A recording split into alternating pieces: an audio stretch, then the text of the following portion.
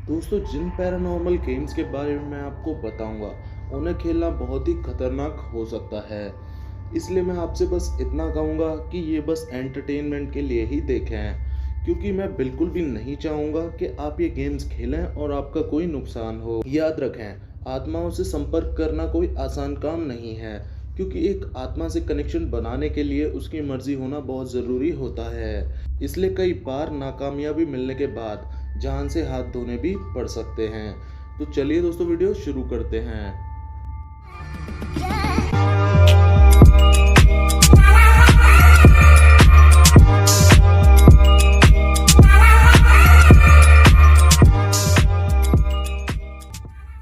Number 1, 11 miles.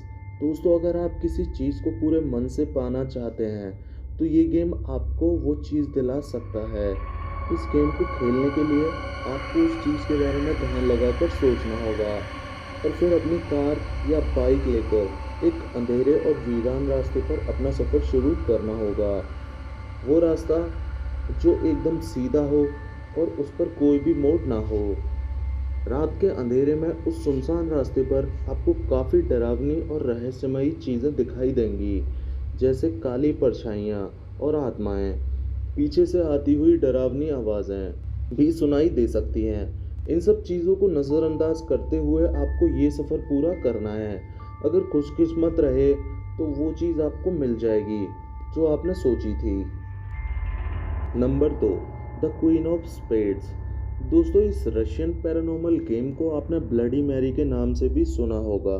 Queen of spades को खेलने के लिए आपको रात के 12 से 3 बजे के बीच एक ऐसे अंधेरे कमरे में जाना है जिसमें एक बड़ा सा शीशा मौजूद हो और आपको साथ में एक मोमबत्ती, हुक्म की रानी का पत्ता और लाल रंग की एक लिपस्टिक रखनी है। दोस्तों, गेम शुरू करने के लिए कमरे में अंधेरा करने के बाद शीशे के सामने मोमबत्ती जलाएं और लिपस्टिक की मदद से शीशे पर एक ऐसा दरवाज़ा और सीढ़ियां बनाएं।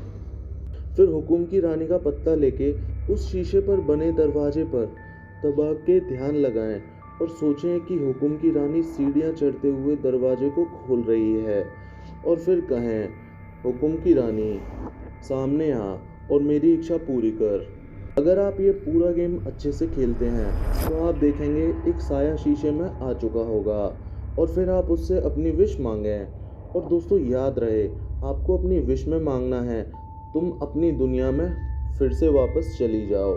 अगर सब कुछ ठीक रहा तो आपकी इच्छा पूरी हो जाएगी, और अगर आप कोई गलती करते हो तो वो आत्मा शीशे से बाहर आकर आपका गला दबाकर आपको मार देगी। Number 3, dark reflection.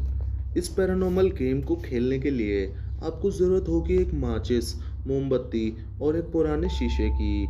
इस पैरानॉर्मल गेम की शुरुआत आपको अंधेरे होने के बाद लेकिन 12 बजे से पहले करनी होगी। सबसे पहले आपको शीशे को अपने चेहरे के पास पकड़ना है।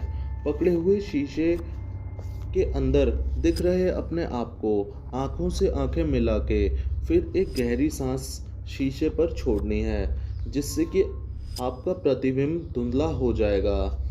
फिर एक मोमबत्ती जलाएं और उस मोमबत्ती को शीशे के पास पकड़ते हुए शीशे को बीच में से जलाएं, और बाद में उस जले हुए जगह पर कुछ भी नुकीला मार के शीशे को तोड़ दें। इस पैरानॉर्मल गेम को खेलने के बाद दुर्भाग्य आपका पीछा करेगा। हो सकता है आपको डरावने सपने आएं, आपके साथ बहुत बुरी घटनाएं होने लगेंगी, लेकिन वो रात ख़त्म होने के बाद जब सुबह होगी तो सब कुछ नॉर्मल हो जाएगा। Number 4, the raven man ritual. Raven man नाम सुनने से ही पता चलता है ये एक ऐसी आत्मा होती है जो दिखने में कौवे और इंसान से मिलकर बनी है। उसका पूरा शरीर काले पंखों से ढका होता है और उसकी आंखों से सफ़ेद रोशनी निकलती है।